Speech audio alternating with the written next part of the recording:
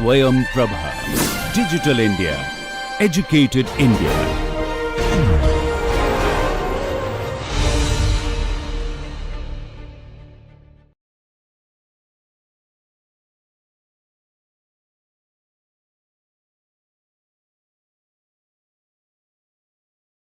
Hello, Namaste. I am Dr. Diksha Munjal Shankar. I teach as an assistant professor at the Faculty of Law, University of Delhi. So, now we are going to start with the last lecture, which is lecture number 10.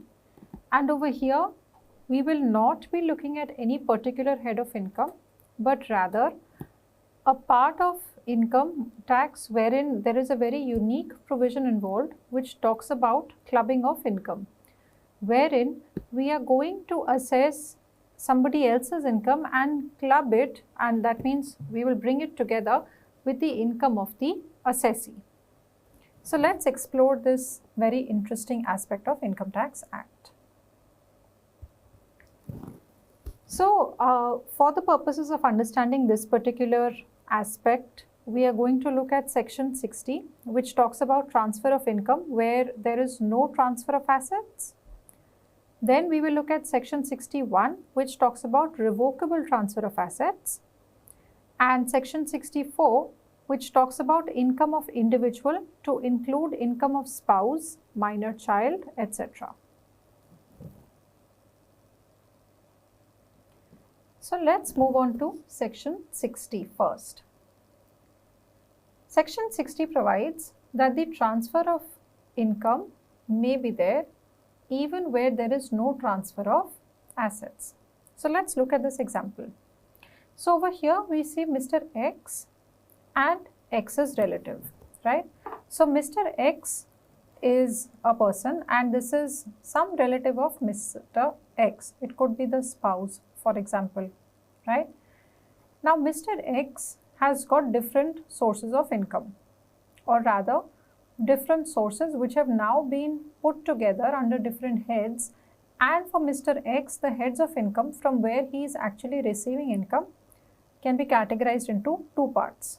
One is PGBP, right? So if you look at it over here, Mr. X is getting an income from the head PGBP, which is to the tune of rupees 3 lakh, and is also getting income from house property, which is about 1 lakh rupees.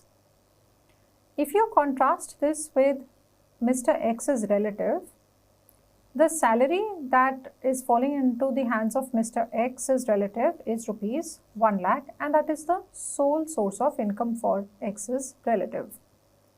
So when we look at the tax liability, we know that Mr.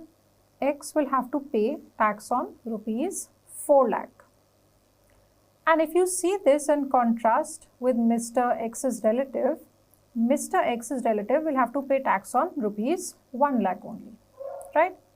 Now hypothetically, let's say that you do not have to pay tax up to the income of rupees 2 lakhs, right? And now if you look at Mr. X's income and Mr. X's relative's income, you will see that there remains a scope of rupees 1 lakh in the relative's income to remain tax-free in the tax liability. How is it? So, can Mr. X push off some income from income under the head PGBP into the hands of the relative? Possibly not. But when we talk about income from house property, you can push that into the hands of your relative, right? So you can keep the house property within the family and yet reduce your tax liability. So if you see over here, Mr. X has an income of rupees 1 lakh, and if you push this 1 lakh income into the hands of Mr. X's relative over here, what is the tax liability of these people now? For Mr. X, that tax liability has reduced to 3 lakhs rupees, right? Which means if your total gross income is 3 lakh, right? If your total gross income has decreased, your tax liability will also decrease, right? And over here what has happened is that you have added on that aspect of 1 lakh rupees into the hands of the relative, right? So when that 1 lakh rupee comes and now you're looking at the tax liability, the tax liability is on rupees 2 lakhs, right? When you look at this figure of rupees 2 lakhs, you will see that we are saying there is no tax liability up to rupees 2 lakhs, right? So if you look at this figure, you realize that X's relative previously was also not liable to pay tax and still is no longer liable to pay tax, and at the same time Mr. X has actually benefited from this entire transaction. How? Because Mr. X has reduced his tax liability because his total gross income has actually reduced. So to take the tax benefit, Mr. X makes a deed of transfer wherein he said the income from house property will go to his relative, and that way Mr. X's relative's tax liability would still remain as nil and X's tax liability gets reduced, right? So why is all of this done? We see from the example that all of this is done so as to reduce your tax liability, and at the same time you are not getting rid of the asset, right? So your asset remains in the family and your tax liability also gets reduced.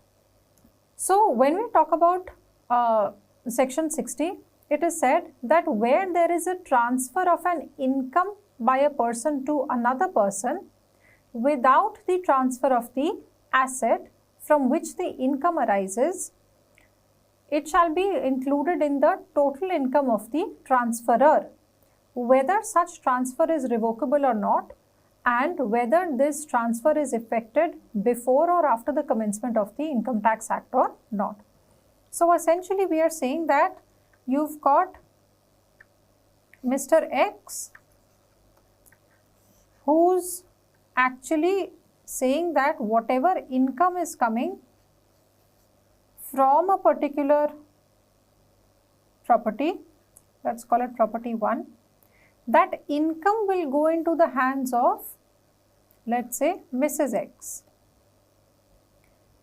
So over here we are not transferring the asset, right? So without the transfer of the asset, so he is saying simply that okay fine, if you have to pay rental, right, for example there is composite rent coming, don't pay me the rent, you pay my wife the rent, right? The rent is still coming into the house, okay?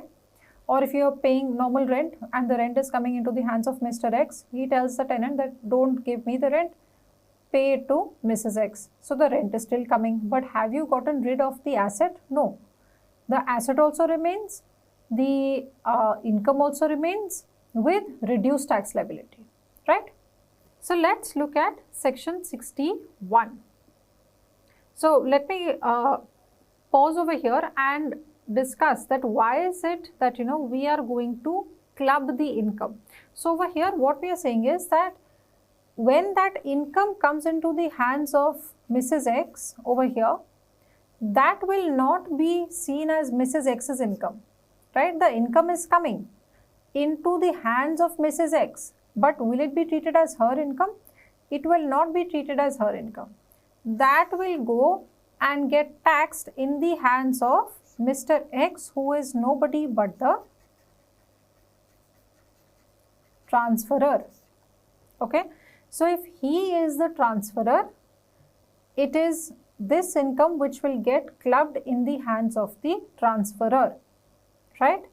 And the reason why we get this income to get clubbed in the hands of the transferor is because we understand that it is Mr. X who's wanting to reduce his tax liability by showing that, well, this is not my income, I am not getting that income, it is my wife who's getting the income, so she must pay tax on it, right?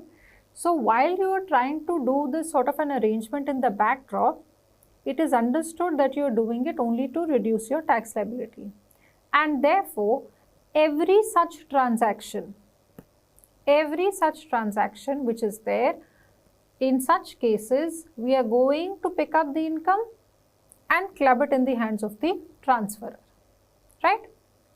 So, therefore, when this income goes into the hands of the transferor and gets combined over there, okay, so let's go back to the previous slide.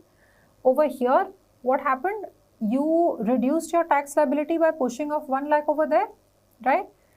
And now we are saying that the tax liability is again nil. Why? Because you are still within the threshold limit, right? Or you have just about reached the threshold limit. So now, if you look at the overall tax liability of Mr. X, courtesy section 60, his tax liability will not reduce to 3 lakh rupees. This is what he wanted to do. He wanted to pull down his tax liability by 1 lakh rupees, but because we have section 60, this 1 lakh rupees will be treated as a part of his income, and the clubbing of income of so-called relative. So, if you see, the income has come into her hands, you can't take that away, right? If it's come into her hands, it has come into her hands.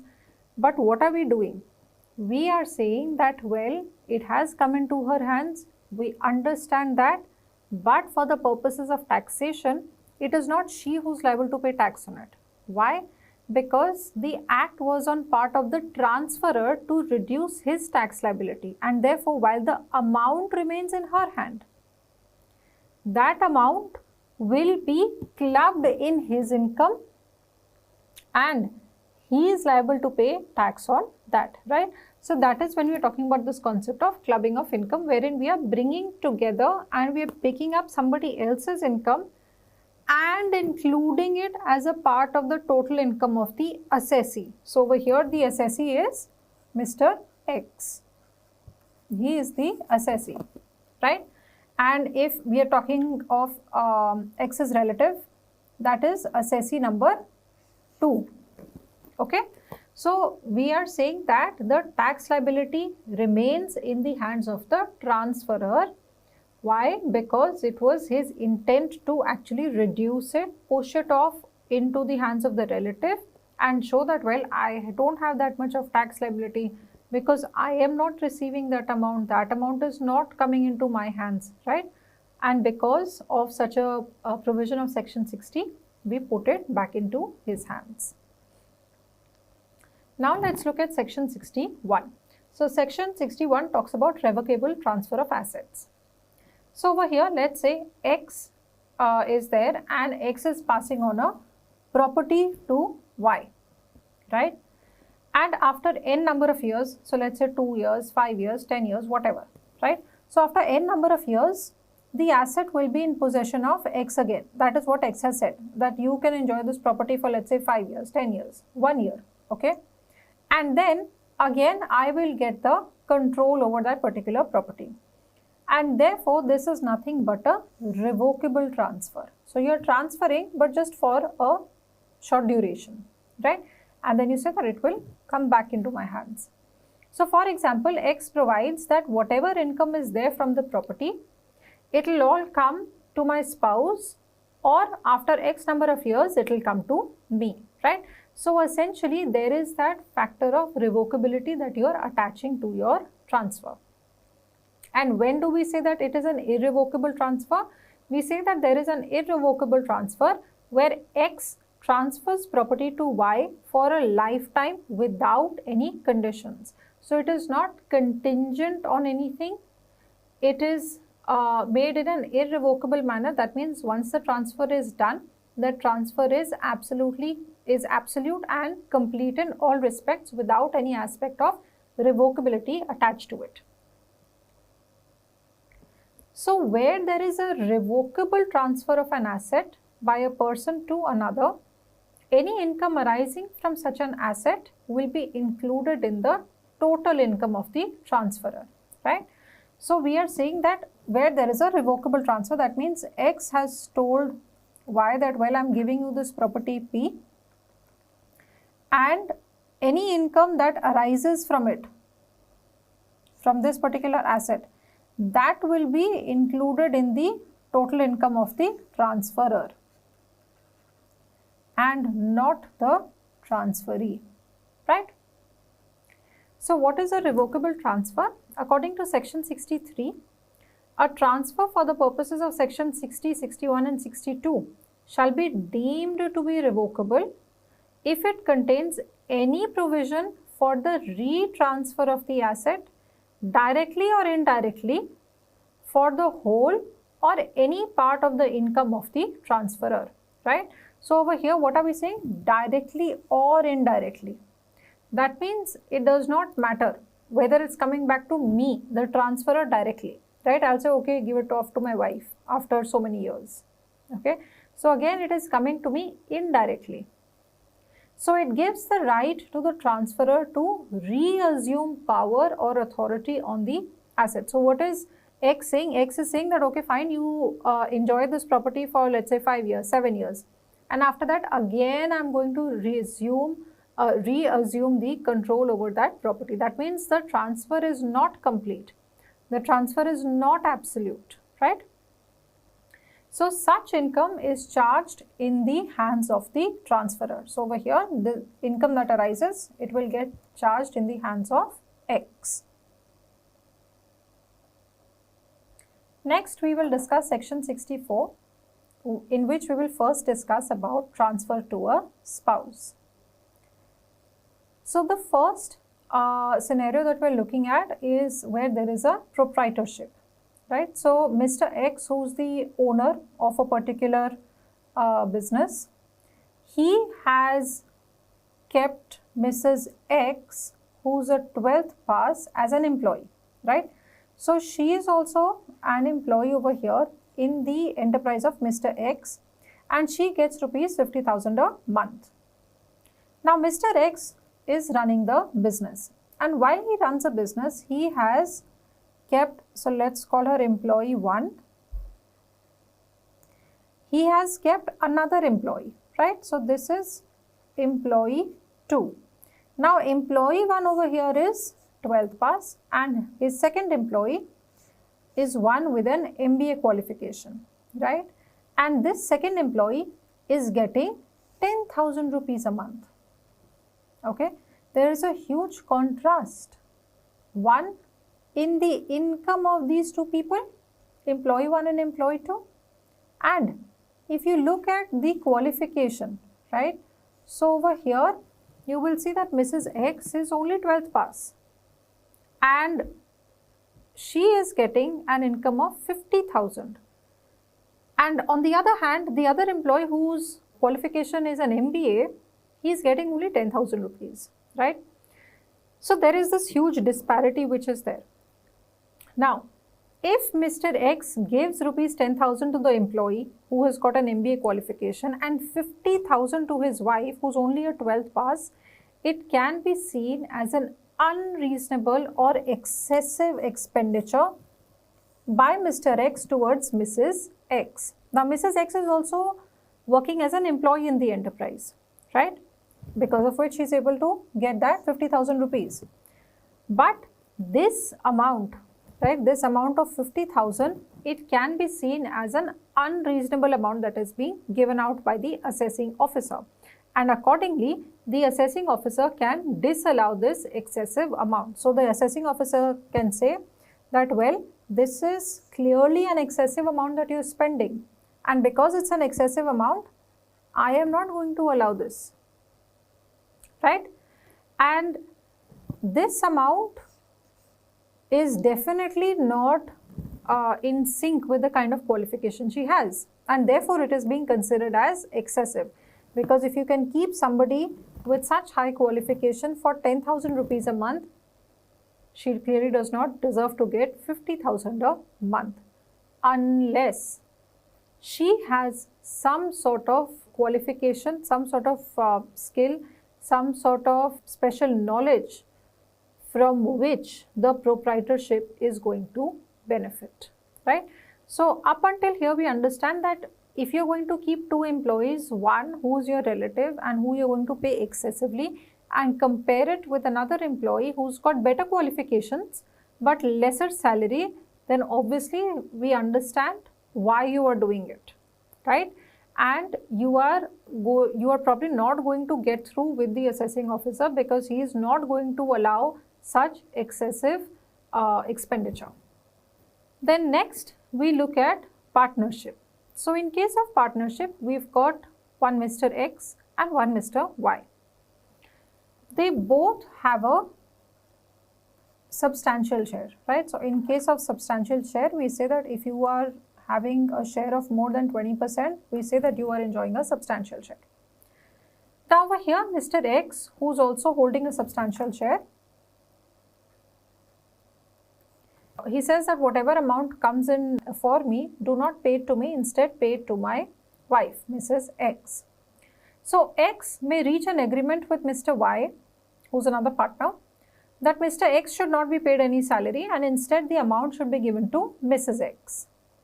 Now Mr. Y agrees to the same and they show Mrs. X as a manager. Okay? So they are showing Mrs. X as a manager and paying her 50,000 a month. So if any person has a substantial interest in any firm and if on account of such substantial transfer or otherwise any salary, bonus, commission or any other remuneration is paid to the person's spouse. So we are talking about substantial interest, we are talking about any salary, bonus, commission, etc. Right? It is paid to the person's spouse. Then such amount paid to the person's spouse will be treated as the person's income and not the spouse. Okay? So if you have a substantial share, you are saying that don't give it to me, instead give it to my wife. It may go into the hands of the wife, right? She may receive the amount. But who's liable to pay tax?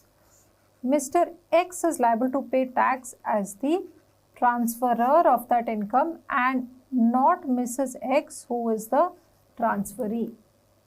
Okay? So where you have an employee who's getting only 10,000 rupees a month and Mrs. X, who's only a 12th pass, is getting 50,000 a month, but in case Mrs. X has some sort of professional, technical qualification, skill or some special knowledge that the firm is benefiting from, right? On that account, if she is getting rupees 50,000, then such an amount will be allowed. That means over there no clubbing of income will be done, right? But you have to actually provide the reasons for it. So if you are there as Mr. X employing Mrs. X, who has received or receives 50,000 per month, and you have that MBA employee as well, right? If she is getting this 50,000 on account of some sort of professional, technical qualification, skill or special knowledge, then this clubbing that we were talking about, that it will get clubbed in the hands of Mr. X, that will no longer be done, right? Then that income will be treated as her separate income. So let's look at a situation where Mr. X and Mrs. X both have a substantial interest in that partnership. So Mr. X has got 25% stake and Mrs. X has got 35% stake. Now since both have substantial interest in the firm, we will see the incomes of both Mr. X and Mrs. X respectively and separately. So when we look at Mr. X's income from salary, right, and then we look at his income from house property. So this is income A, B, C, D, E, right, and his total income is this, and Mrs. X's income is A, B, C, D, E, and this is her total income. So now what do? Over here we are talking about substantial share. Both have substantial share. Up until now, one had substantial share. Now over here, both have substantial share. So shall we go ahead with clubbing of income or not? So over here, it is provided that whoever's income is greater overall, okay, and just by common sense, or common logic, if let's say for example capital T means something that is more than small t, right? In that situation, we will say that Mr. X's overall income is more than that of Mrs. X, right? So whoever's income is greater overall, it is in that person's hand that clubbing of income will be done. So if Mr. X's income is greater than that of Mrs.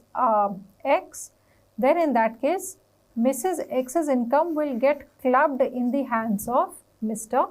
X. And once this clubbing starts, it will continue in the following years up till the time the assessing officer is of the opinion that the reverse needs to be done or change has to be made, right? So either clubbing will stop or reverse, it will probably reverse, or some sort of change has actually happened, right? So if there is a fundamental change of circumstances, only then will we be able to break the cycle of clubbing of income. But if circumstances remain as it is, right, or they go up and down little bit with slight variations here and there, still clubbing of income may be something that will continue, right? And it's only when there is a fundamental change of circumstances can the assessing officer reach a conclusion that, well, yes, some change needs to be brought about, or let's say this whole cycle of clubbing of income needs to come to an end.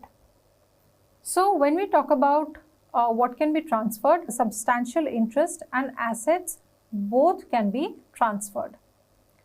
When a house property is transferred by a person to his or her spouse without consideration or with inadequate consideration, then section 27 will be applicable. So if you remember section 27, we had dealt with section 27 under the head income from house property. And what does section 27 talk about? It talks about the concept of deemed ownership, right? So when we are talking about income from house property, or when a house property is involved, over there this particular section is not applicable, okay? So the income will be clubbed in the hands of the transferor and not transferee unless it is for separate residence. So we had discussed all of this when we were looking at section 27. And likewise, we had also discussed for minor children. So section 64 is not applicable in case of house property transfer. Why? Because in case of house property transfer, such transactions are already taken care of when we talk about section 27, which is deemed ownership. So simply put, section 64 is applicable in cases of assets other than house property, right? So we're talking about any other and every other asset which is not a house property. For house property, go and look at the head of income from house property, and within that look at section 27. So let's look at a situation where an asset has been transferred to Mrs. X. Now over here, Mrs. X has invested this amount of rupees 2 lakh and started getting some income. This income will be treated as her separate or independent income, right? So when you are getting some income and then you are going to go and invest that income elsewhere, that will be treated as your separate income, right? So you're getting an income from an asset, okay, and then you reinvest this to earn more. So when income is earned from income, right? So over here, you got some income from this asset, you invest this, and then you get income number 2, right? So this income number 2 which you have received as a result of your investment of income number 1, that will be considered over here as her independent or separate income. And when we talk about independent income or separate income, that means that clubbing of income is not going to take place, right? So where the asset is transferred directly or indirectly by an individual to his or her spouse, or invested by the transferee in the business, proportionate income arising from such investment is to be included in the income of the transferor, right? Now over here, there is a transfer of the asset for the benefit of the spouse. So what does Mr. X do? Mr. X plays very smart and he says that, well, here is an asset that I have and I am not giving the asset to my spouse, right? So spouse over here is Mrs. X, right? So he's saying that I am not giving anything to Mrs. X. I am creating a trust, AOP, BOI, whatever, okay? And I am passing on my asset to the trust, right? And then once this property goes into the hands of the trust, I say that whatever benefit comes through, that benefit will go to my spouse. So what have I done? First, the problem was that I am transferring something to my spouse, okay? But I am not able to escape that. Now what do I do? So what I do is I get something in between. I say, well, I am transferring something to, let's say, a trust, and then the trust will give out whatever it has to as the benefit to my wife, right? So you've created that wall between you and your spouse, and then you're trying to say that, well, I am not liable to pay tax in such situation. But again, it is well understood that you are doing this only to reduce your tax liability, right? So over here also, it is said that any income that is arising directly or indirectly to any person or AOP or BOI from the asset which is transferred directly or indirectly without adequate consideration is includable in the income of the transferor, to the extent such income is used by the transferee for the immediate or deferred benefit of the transferor's spouse, right? So over here we are saying that whatever, over here who is the transferor? Mr. X, right? And this is the transferee, right? That is the trust, AOP, BOI. But as long as this transferee is using or is going to give out the benefit to the spouse, that means over here Mrs. X, to that extent the income will get taxed in the hands of the transferor and not the transferee, right? Okay, next we look at the situation of minor children. So section 64 clause 1a provides that normally minor children do not earn, right? And when they do, we will have to look at it differently. So section 64 clause 1a deals with that. So when we understand that minor children are not going to earn usually, normally they are not going to do that. But at times what we do is that, again, very normally we have some bank deposits which we do in the name of children, right? Now interest on that deposit also comes in the minor's name, exactly what we had done in income from other sources, right? So let's say for example, I am holding a bank account. So I am holder together with my minor child, right? So my minor child becomes holder number 1 and holder number 2 is the parent, right? So the interest which is coming, it is going to come in the name of the child, right?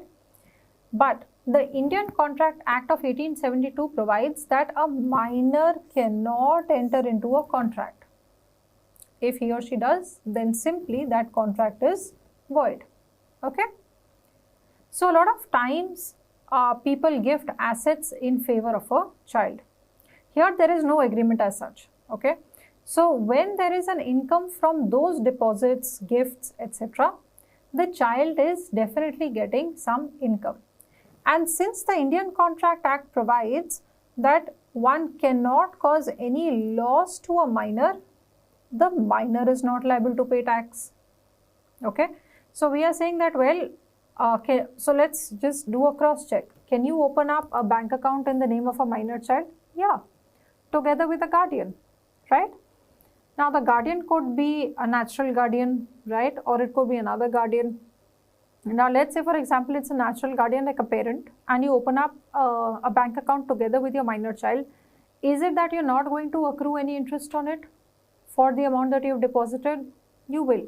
Even if you get 1 rupee as interest, 5 rupees as interest, that is liable to tax. Why? Because that interest amount will get accounted for when we talk about the head income from other sources. Now, the problem is that this particular account is being held in the name of the minor together with the guardian. So, can the child be held to be liable to pay tax? The answer for that is no. Why? Because Indian Contract Act says that you cannot put any minor child to a loss. Now in such circumstances, what happens? So when we say that there is some sort of an income which is arising in the hands of the minor, that income, it is to be automatically clubbed in the hands of the parents. Okay. So while the account is being held in the name of the minor, who's liable to pay tax on it? It is the parents. The parents are liable to pay tax on that particular amount. So the income is clubbed in the hands of the parent who has greater income than the other, right? So whoever between the two parents is earning more, the amount that is falling in the hands of the minor, that amount will go and get clubbed in the hands of the parent, right? So let's say for example, you've got the mother and you've got the father and you've got the child. So the father's income is like this, the mother's income is something like this, right? And we are saying that there is some interest which is there, right, which for which tax needs to be paid. Now who should pay the tax, the mother or the father? So we say that whoever is earning more, this income will get clubbed in the hands of the father, right? So technically we say that you as a person are not liable to pay tax on anybody else's income, right? But over here we are seeing in this particular section that you may be liable to pay tax on either the income that is falling into the hands of your spouse, or over here in this particular instance we are talking about the child. So the income is that of the child, but it is getting clubbed in the hands of the other person, which is the father, and the father is liable to pay tax on this. But what happens if the parents are separated? Okay, that also happens. So if the parents are separated, then it gets clubbed in the hands of the parent who had maintained the child in the previous year. So whoever was the parent who had maintained the child in the previous year, it is that parent who will be liable to pay tax on the amount that has fallen into the hands of the child. Again, it will keep getting clubbed till the assessing officer deems fit that a change needs to be made. So just as we had discussed in the case of income between clubbing of income with respect to spouses, wherein the assessing officer will continue to do this clubbing of income till the time there is not a fundamental change of circumstances. The moment fundamental change of circumstances hits, at that point of time the assessing officer can change it or reverse it, right? Similarly, in case of a child. Now let's say for example, a child turns from a minor child into a major, right, attains the age of 18 and becomes a major. At that point of time, obviously you're not liable to do this clubbing of income anymore, right? But if the child earns on account of his or her professional skill or technical skill or manual or physical labor, it will be treated as the child's separate income, right? So if there is an income which is fallen into the hands of the child, why? Because the child has put in some effort, right? Effort on account of, let's say, some sort of professional skill that he or she has, or technical skill or manual physical work, right? At that point of time, if the child has earned something, that will be treated as the child's separate income. Wherever the child has earned anything without effort, the income will be clubbed in the hands of the parents. And if the child is one with some sort of a disability or disabilities, then any income that comes into the hands of the child will be treated as child's separate income. Next, we will look at section 64 clause 2, which talks about an HUF, right? So over here, let's look at this HUF which is there. Over here in this particular HUF, you've got Mr. A as the Karta and his spouse Mrs. A. They together have two children, Mr. P and Mr. Q. Mr. P is married to Mrs. P, Mr. Q is married to Mrs. Q. And Mr. and Mrs. P together have got children L and M. Now over here, Mr. P runs a separate business PG, from which the income that arises gets taxed under the head PGBP. He bought a property in the name of the HUF, or he perhaps transferred the property in the name of the HUF. So up till now, the income from property was taxable in the hands of Mr. P. Now it will be taxed in the hands of the HUF. So where there is a transfer which is done by a member of the HUF in favor of the HUF with no consideration or inadequate consideration, then the income arising from such property will not be taxed in the hands of the HUF, but the transferor over here, which is Mr. P, right? So over here, what has happened is Mr. P has gone and bought some property, transferred it on into the name of the HUF, right? So when you are going to find out the tax liability of Mr. P, or let's say the tax liability of HUF also, and like we had previously discussed, you may be an individual and you could be taxed separately, and while you are an individual, you could well be a part of the HUF, and HUF will be taxed separately, right? Now over here, what has Mr. P done? He has said that, okay, fine, I bought this house, now let me transfer it into the name of the HUF. When he picks it up and transfers it into the name of the HUF, it is not HUF which has to pay tax on it, right? The income that is coming through from that particular house property, that will get taxed in the hands of the transferor. Over here, that transferor is nobody but Mr. P. So then there are issues when partition occurs, right? So in case of a partition, assuming that the property is worth 60 lakh, right? And the income from the property is rupees 6 lakhs, then in that case, when we divide it proportionately, we see that Mr. X will get the portion of 10 lakh rupees, and with that will get 1/6 of this 6 lakh rupees, which is 1 lakh, right? Now this 1 lakh will be treated as his separate income, and similarly for Mrs. X, this will be treated as a separate income. Over here also it's going to be the same. But when we talk about Mr. and Mrs. P, over here Mrs. P's income will get clubbed in the hands of Mr. P, okay? Then we move on to the cases, and we will first look at the case of Philip John Plaskett versus CIT. Now in the case of Philip John Plaskett, which is set in the year 1947, what had happened was that Philip John Plaskett, who was the assessee over here, he had announced his engagement with one lady called Judith Knight. Now on December 10th, he presented an application to a company for the transfer of shares. And on 15th of December, the company had transferred those shares in the name of his fiancée, Judith Knight.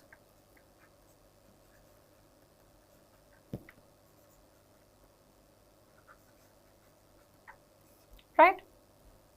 Subsequently, 3 days later, the marriage was solemnized. And then on 26th of January 1948, the fact of the marriage was communicated to the company. Now, over here we see Philip John Plaskett transfer some shares in the name of Judith Knight, right?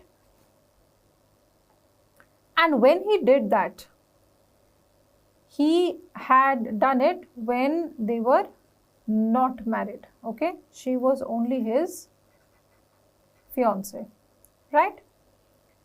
So now over here, the revenue department said that, well, we think that there must be clubbing of income. So the assessing officer was of the opinion that, well, clubbing of income must be done. Why? Because over here, this person, Philip John Plaskett, has transferred some shares to Miss Judith Knight, right? And that Judith Knight is his spouse, right? So now the question was that over here, can we go ahead with the clubbing of income or not? Can we go ahead and club the income? Why? Because this lady who is now the spouse, she is getting some sort of an income in her hand courtesy those shares, right? And this income which is coming through from the shares which were transferred to her by Philip John Plaskett, would that attract clubbing of income? So over here the court said that, well, let's look at the facts again. When were the shares transferred? The shares were transferred at a time when Philip John Plaskett was not married to Judith Knight, right? So he had transferred, the company had also transferred them in the name of the lady before the marriage was solemnized, right? So the marriage got solemnized on 18th of December. The whole transaction of transferring those shares in the name of Judith Knight was complete by 15th of December.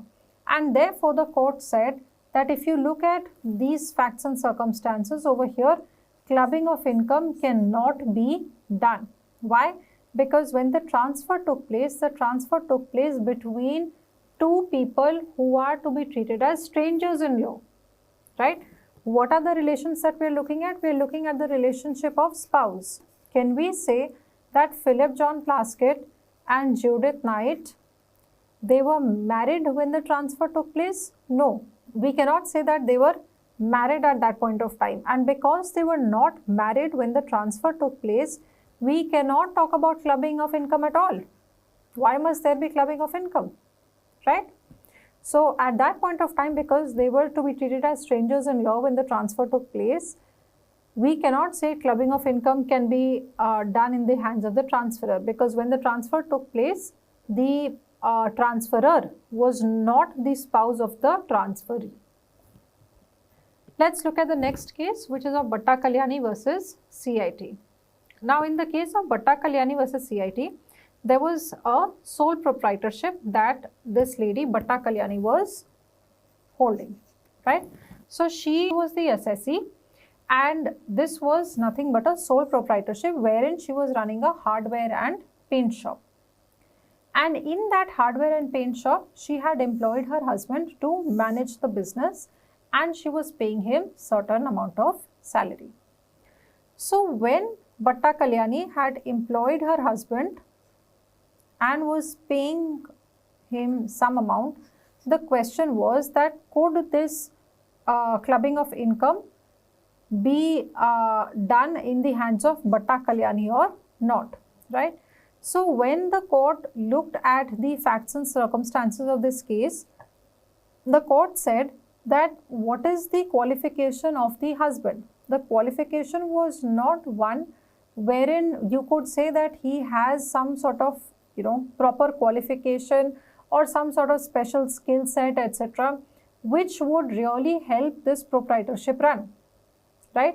Now, if you are going to pay him salary and you want it to be treated as a part of his own salary, separate income, or where there should not be clubbing of income, then you need to satisfy that the person, that is the transferee, has got some sort of separate professional qualification or technical skill or some sort of special knowledge, right? And over here, the court said that he's got none of them. And therefore, in these circumstances, clubbing of income of the husband in the hands of the wife which is Bhatta Kalyani, that was allowed and said that, well, it must be done because he does not have any special knowledge or some sort of professional qualification or technical skill, etc. So over here, clubbing of income was done.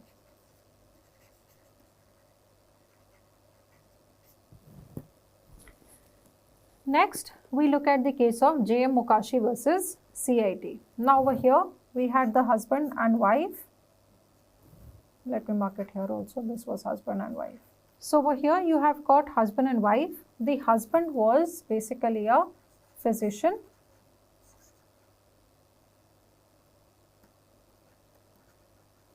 And a cardiologist.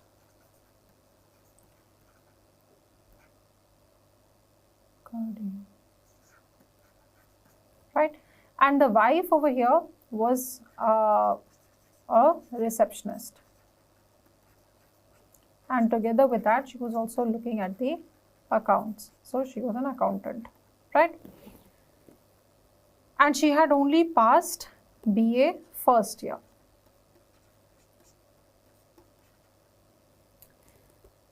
So over here, when he was paying some amount to his wife, right, as a receptionist or accountant, etc., the question was that shall we carry out clubbing of income in this instance or not? Now over here, the court said that, well, let's look at her qualification and whether or not this particular amount that the husband is giving to the wife, whether that would qualify as separate income or not. So over here, the court said that if you look at the qualification of the wife, she is essentially a BA first year pass. She has not even completed her degree, right? So she's only completed her first year of BA, and thereafter she has gone on to become a receptionist and accountant. So does a BA first year pass qualify in some way to become a receptionist and take care of the accounts? The answer to that was in the negative by the court, and the court said that over here the wife does not possess any special skill, does not possess any professional qualification, technical skill, any special knowledge. There was none of those things that were available as the reasoning for the wife to be able to say that, well, I have what I'm getting as my separate income. So the court said that, well, whatever income is coming into the hands of the wife, that will get clubbed in the hands of the husband, and he is liable to pay tax on that amount. So over here, we understand that there might be circumstances wherein you as the assessee are earning your income, liable to pay tax on that income, but there may be certain circumstances wherein we are going to go ahead and club the income of somebody else in your hands as well. Why? Because we understand that you are doing this in all probability to evade tax or to reduce your overall tax liability, which is definitely not something that is permitted under law. So with this, we end the lecture series on principles of taxation, and I hope that you all have been able to understand the basic principles which are involved in the overall tax scheme, wherein we are required to assess ourselves, carry out our self-assessment, and carry out our process of filing our returns.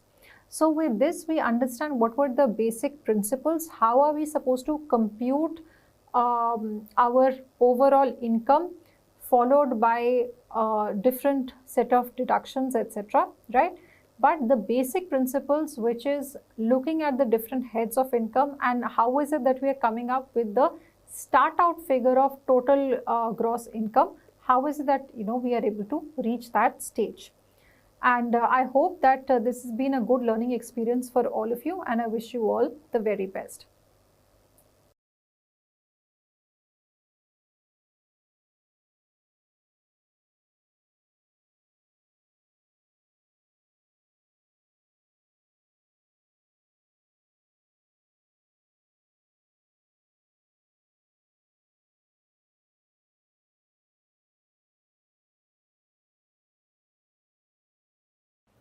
Hi, my name is Gillette Sam and I teach sociology at IIT Kanpur.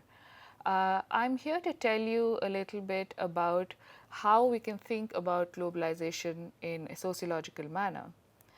Now, one of the important concepts in the field of globalization, and particularly global studies, is that of global flows. It's a term that was developed by the sociologist and anthropologist Arjun Appadurai.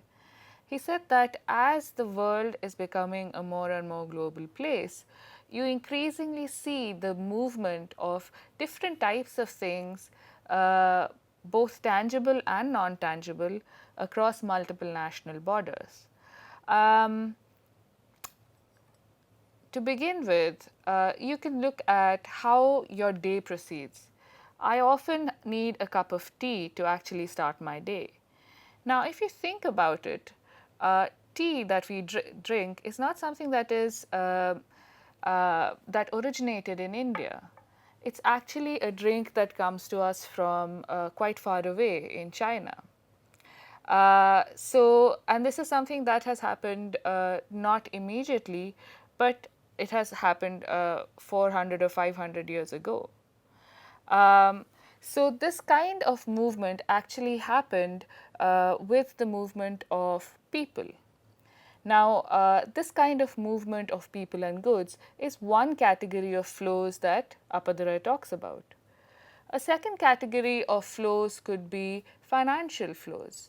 Uh, and a good way to think about this is the kind of volatility that you can see in economic markets today.